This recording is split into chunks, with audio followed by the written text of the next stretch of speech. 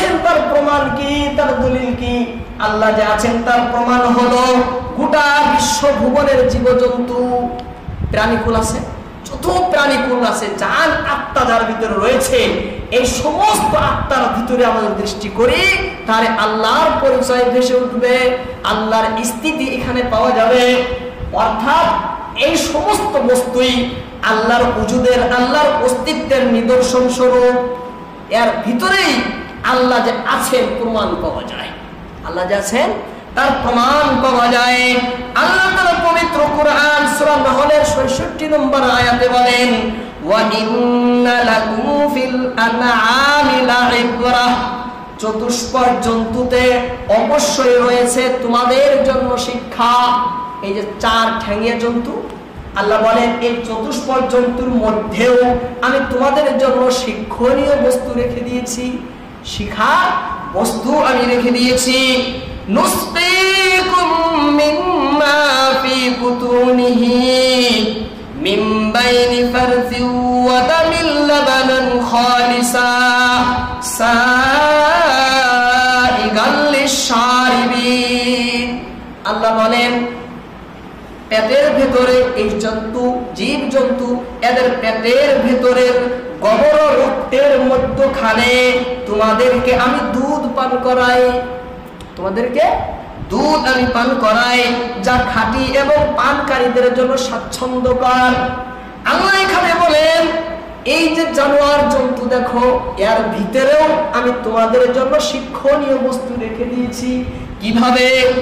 যে এর পেটের ভিতরে গোবর রয়েছে, রক্ত রয়েছে, সেই গোবর আর রক্তর মাঝখানে আমি রেখে দিয়েছি দুধ।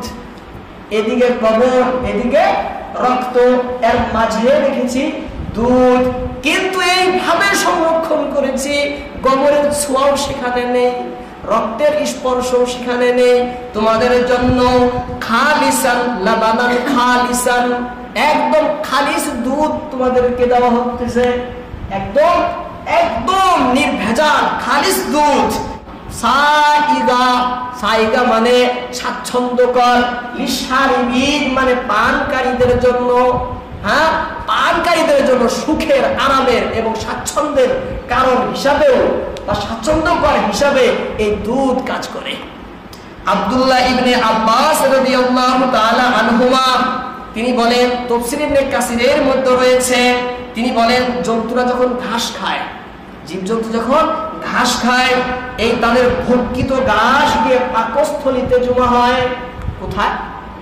পাকস্থলীতে গিয়ে জমা হয়। পাকস্থলীর ভিতরে সেখানে সেই ঘাসগুলো গরম করে, সিদ্ধ করে, পাকস্থলীতে সেই ঘাসগুলো গরম করে, সিদ্ধ করে। সিদ্ধ করার পরে পাকস্থলী ক্রিয়ার ফলে খাদ্যের বিষটা, অতিরিক্ত বস্তু যেটা, সেটা নিচে বসে যায় এবং দুধ উপরে থেকে যায়। দুধ কি হয়? উপরে থাকে, আর বিষটা, গোবর, লাভ, পিত, এগুলো বিষটা, হ্যাঁ, সব নিচে চলে আসে। দুধের উপরে থাকে রক্ত, দুধের উপরে থাকে রক্ত। এরপর যকৃত এই তিন প্রকার বস্তুকে পৃথকভাবে তাদের নিজ নিজ স্থানে ভাগ ভাগ করে দেয়, রক্ত পৃথক করে দেয়, রগের মধ্যে পরিচালিত করে, রক্ত পৃথক করে রগের ভিতরে পরিচালিত করে এবং দুধ পৃথক করে জন্তুর স্থলে পৌঁছিয়ে দেয়। শেষে পাকস্থলীতে শুধু বিষটা থেকে যায়, পাকস্থলীতে শুধু বিষটা থাকে। দুধ দুধের জায়গায়, রক্ত রক্তের জায়গায় পাঠায়া পাকস্থলীতে শুধু কি রাখে? বিষটা রেখে দেয়, যা গোবর হয়ে পরে বের হয়ে আসে, গোবর গু হয়ে বের হয়ে আসে। আল্লাহ তাআলা এই কথাই এখানে বলেন যে দেখো কত ফ্রেশ ভাবে দিয়েছি। তাহলে এই কাজটা নিজে নিজে কি হয়েছে? হ্যাঁ, অবশ্যই কারিগর, নিপুণ কারিগর থাকতে হবে, দক্ষ কারিগর লাগবে সেখানে। সাধারণ জগতের কোনো বৈজ্ঞানিক, জাগতিক কোনো কারিগরি কাজ করতে পারে না। হ্যাঁ, জন্তু তো করতে পারে না, কে তাহলে করে? এই জন্য ইমাম সাদি রহমাতুল্লাহ আলাইহি তাফসীরে সাদির ভিতরে বলেন চতুষ্পদ জন্তুরা যে খাবার খায়, যে পানীয় তারা গ্রহণ করে, সেটাকে দুধে রূপান্তরিত করতে পারে। প্রকৃতিতে, বাস্তবেতে, জগতে এমন কে আছে?